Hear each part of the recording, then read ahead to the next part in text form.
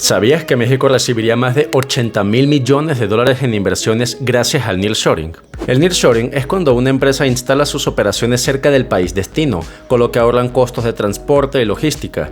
México, al estar al lado de Estados Unidos, por lo tanto, es el país ideal para recibir a todas estas empresas que buscan no solo menor costo por transporte y mano de obra, sino también el acceso a una población de jóvenes capacitados en ingeniería y manufactura. México es de los principales exportadores del mundo y hace poco desplazó a China como el principal socio comercial de Estados Unidos, alcanzando valores de 577.730.71 millones de dólares en el 2022. En este video entenderemos por qué el nearshoring representa una oportunidad única para el desarrollo del país y cuáles son los desafíos que enfrenta la nación. Así que si te está gustando, por favor considera suscribirte al canal y compartirlo.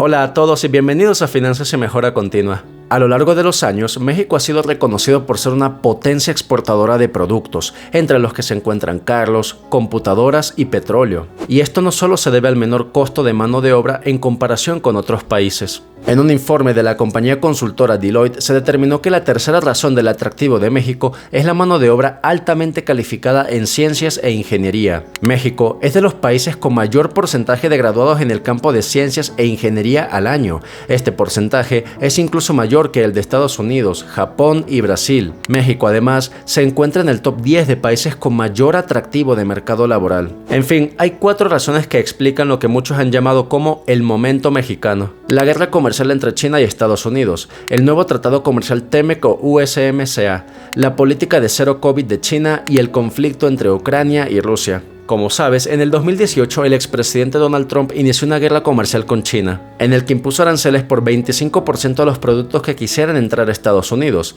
Esto equivalía en su momento a casi 50.000 millones de dólares, y a partir de entonces los aranceles han variado, pasando al 10% y luego al 15% en el 2019. ¿Esto por qué es relevante? Es muy sencillo, porque todas aquellas compañías que tenían sus fábricas en China y que enviaban productos a Estados Unidos, de un día para otro tendrían que pagar 25% de aranceles. Claro, esto es terrible porque así ganan menos dinero. Ante este escenario, esas fábricas podrían incrementar el precio para compensar este gasto adicional, por supuesto, pero el problema es que eso encarece el producto para el cliente final y ese cliente podría simplemente decidir por uno más barato. México tiene la ventaja de que si pones las fábricas en este país, entonces básicamente te ahorras todo el costo marítimo. Los empresarios básicamente se preguntaron ¿por qué voy a pagar 25% de aranceles si puedo poner mis fábricas en México y ahorrarme ese arancel y además el transporte marítimo? Además, en esta gráfica puedes ver que el salario mínimo de los trabajadores en China a partir del 2010 es mayor que el de México. México se ha transformado en la alternativa de Made in China. Tan solo entre enero y septiembre del 2022 se concretaron más de 270 naves industriales, equivalentes a casi 4 millones de metros cuadrados. La segunda razón que explica este momento mexicano es el Tratado TEMEC, el cual vino a reemplazar el Tratado de Libre Comercio de América del Norte.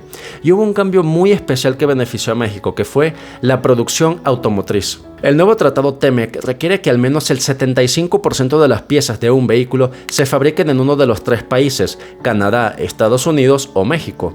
En el tratado anterior solamente se requería un 62.5%.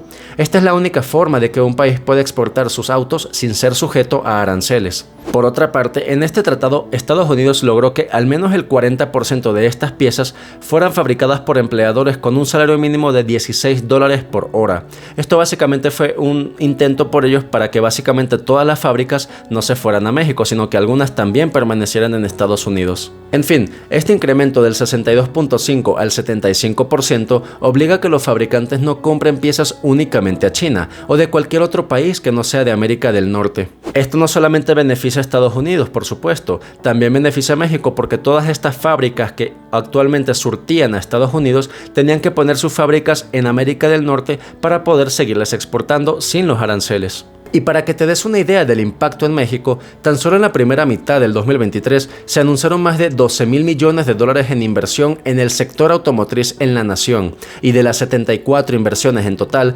provenientes de 17 países, 54 de ellas fueron precisamente para empresas productoras de autopartes, lo cual tiene sentido considerando justo lo que acabamos de explicar, que el 75% de un auto deberá ser fabricado con piezas, ya sea de México, Estados Unidos o Canadá. Y entre las inversiones más importantes están las siguientes: Toyota con 328 millones de dólares, Honda con 313 millones y Kia Motors. El impacto de estas inversiones son casi 34.834 empleos en el segundo trimestre del 2023. La tercera razón que explica este momento fue la política de cero COVID de China. Hacia finales del 2022, mientras en la mayor parte del mundo las restricciones al COVID prácticamente habían sido eliminadas, en China se implementaron duras medidas de confinamiento que retrasaron su apertura comercial. La estrategia de Xi Jinping fue básicamente cerrar las fronteras de China para eliminar por completo el COVID.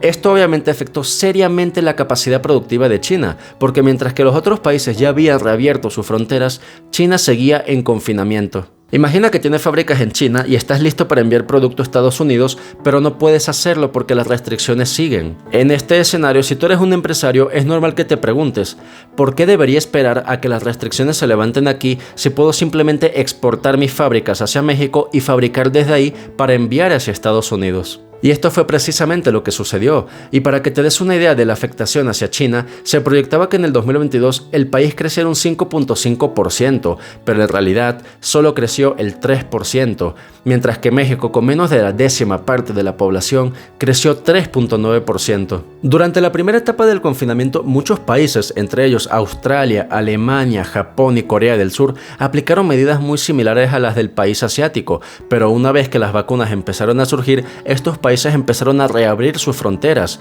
cosa que no hizo China. Así que mientras el resto del mundo aprendía a vivir con el virus, Pekín había insistido en eliminarlo por completo mediante serios confinamientos. La política del cero COVID generó una serie de protestas masivas y simultáneas en varias ciudades de China. Miles de personas salieron a las calles en rechazo al gobierno de Xi Jinping, en una de las demostraciones de desafío a la autoridad más importantes en la historia del país asiático. Algo que acrecentó la tendencia de mudarse a México fue el alto costo del transporte marítimo. Aquí puedes ver que el costo de transporte marítimo incrementó 5 veces entre el 2020 y finales del 2021, una verdadera locura para todas las fábricas en China que querían llevar sus productos hacia América del Norte. Y esto me lleva a la última razón que explica el momento mexicano, y es el conflicto entre Ucrania y Rusia. La guerra en Ucrania lo que hizo fue acelerar esta tendencia por el consecuente incremento de los precios de alimentos, energía y sobre todo transporte marítimo. En esta gráfica podemos ver el precio promedio en euros por megawatt hora en varios países de Europa.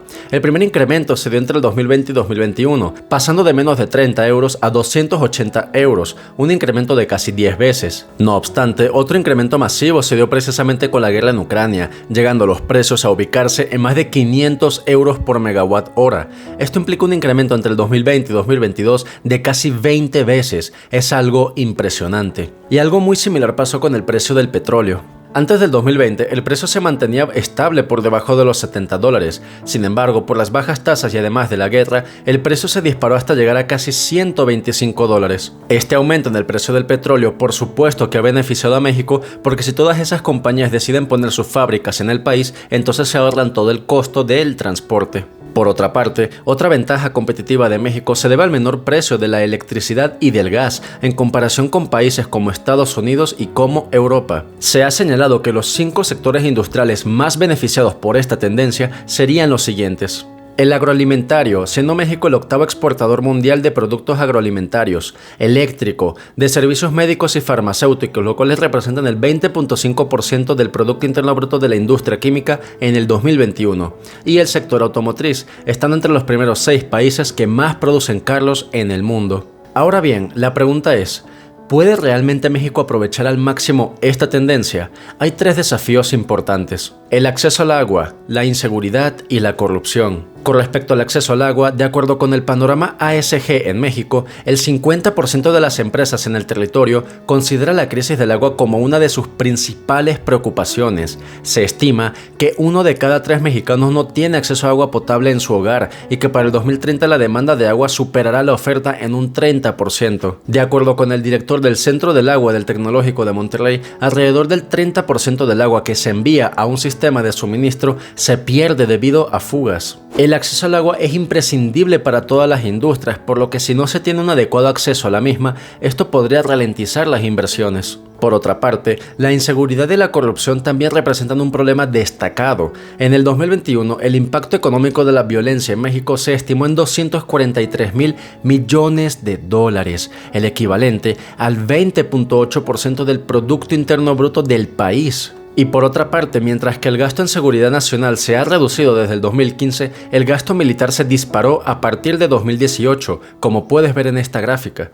Esta diferencia sugiere que México se inclina un poquito más hacia solucionar su problema de inseguridad mediante los militares. Por otra parte, aquí puedes ver que México apenas gasta el 0.66% de su Producto Interno Bruto en orden público y seguridad, lo cual es menos de la mitad del promedio de países de la Organización para la Cooperación y Desarrollo. La inseguridad podría ralentizar las inversiones porque es un riesgo por el transporte terrestre. Para que te des una idea de la importancia de este sector, para el año pasado la Asociación Nacional de Transporte Privado estimó una movilización de alrededor de 675 millones de toneladas. Al mismo tiempo, sin embargo, se estima que hay unos 45 asaltos contra los conductores de carga en distintas partes del territorio cada día.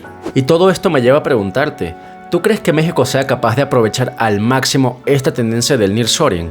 Házmelo saber en la caja de comentarios y por otra parte, si este video te gustó, por favor considera suscribirte al canal y compartirlo. De esta forma seguiremos creciendo como una gran comunidad. Sin más, te agradezco mucho por tu tiempo y nos vemos en un siguiente episodio. Cuídate mucho.